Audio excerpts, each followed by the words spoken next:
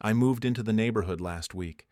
It wasn't exactly what I'd imagined. Too quiet, too pristine. Every lawn was perfectly trimmed, every house painted in neutral tones. It felt more like a model village than a place where people actually lived, but the price was unbeatable, and after years of saving, I finally had a place to call my own. The first few days were uneventful. The neighbors were polite but distant, offering small waves from their porches but never coming over to introduce themselves. I chalked it up to suburban life. People kept to themselves here.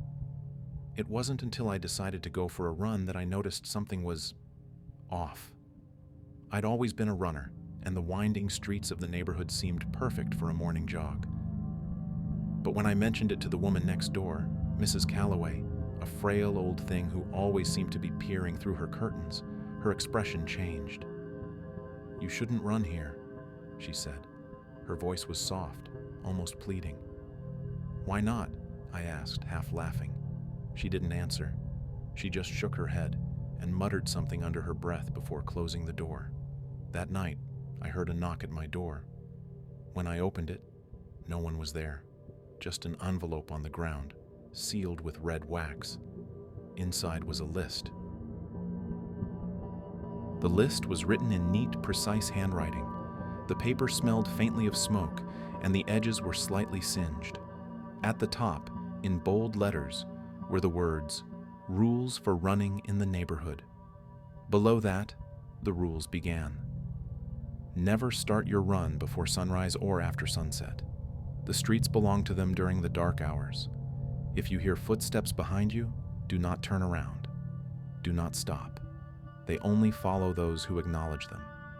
Do not run past the playground if the swings are moving. If the swings are empty but swaying, someone is watching you. Do not look for them. Keep your eyes on the ground and run faster. If you feel a hand on your shoulder, do not panic. The touch will be cold and firm, but you must not react. Do not scream, and for the love of all things, do not pray. They hate it when you pray. If you see another runner, do not greet them. They may look like a neighbor, but they are not. If they smile at you, do not smile back. If they wave, do not wave back. Keep your head down and keep moving. Avoid the house at the end of Maple Street, the one with the black shutters and the overgrown yard.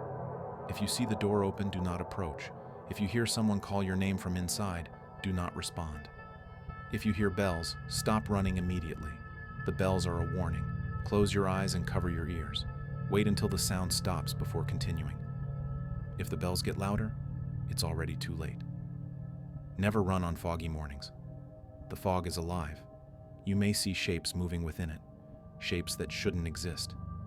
If one of them notices you, do not run. Stand perfectly still and hold your breath. If you wake up in your own house during your run, do not go inside. It isn't your house. The people inside may look like your family, but they are not. Play along if they talk to you, but do not eat or drink anything they offer. Do not stop running, no matter what. If you hear a child crying, ignore it. If you hear your name whispered, ignore it. If you see something out of the corner of your eye, ignore it. Stopping is what they want. If the streetlights flicker, find shelter immediately.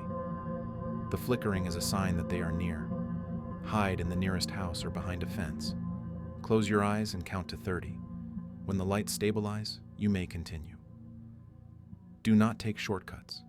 If you leave the main streets, you may find yourself on a road that doesn't exist. The houses will look wrong, and the air will feel heavy. Turn back immediately. If you feel like you're being watched, you are. You may see faces in the windows or shadows moving in the corners of your vision. Do not acknowledge them. They feed on attention. Never finish your run at exactly 1 hour.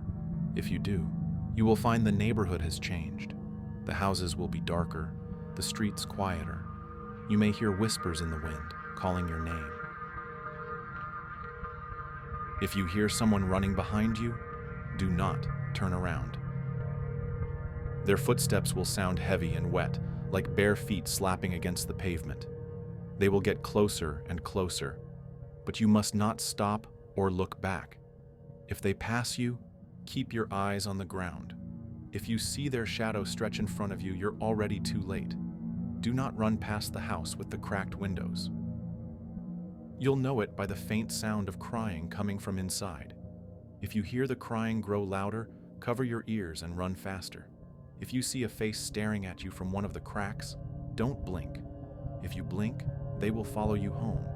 If you find a coin on the ground, do not pick it up.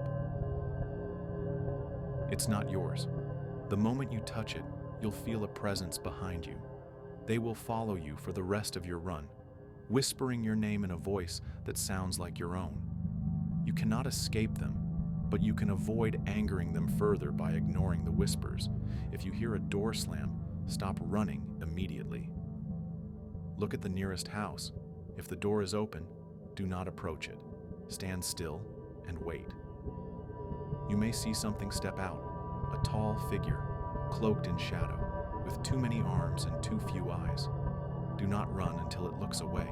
If it doesn't, you will never leave. If you see your reflection in a puddle, keep moving. Do not stop to look at it, no matter how strange it seems. Reflections are not always loyal, and if yours smiles at you, you've already made a fatal mistake. I laughed when I first read the list. It had to be a prank, some weird neighborhood hazing ritual. But when I went for my first run, I started to notice things. The playground swings were moving, though there was no wind. A dog barked at me from behind a fence, but when I glanced back, the dog was gone, and the fence was broken. I followed the rules religiously for the first few days, but one morning, I made a mistake. It was foggy. I thought it would clear up as the sun rose, so I went for a quick jog anyway. The fog was thick, clinging to my skin like a damp shroud. I heard whispers in the mist, faint and melodic. Shapes moved ahead of me, tall, thin figures that seemed to glide rather than walk. I froze, holding my breath, as one of them turned toward me. Its face was blank, smooth like porcelain. It tilted its head, as if listening, before vanishing into the fog. When I got back to my house, the door was open. Inside, a woman was sitting at the kitchen table. She looked like my mother, though my mother had been dead for years. "Come sit," she said, smiling. "You must be tired." I didn't respond. I closed the door and backed away, my heart pounding. That night, I found another envelope on my porch. "You broke the rules. They are watching now. The neighborhood feels different now. I see shadows in the windows, faces that vanish when I look directly at them. I still run, but I know it's only a matter of time before I make another mistake. And when I do, I don't think I'll come back."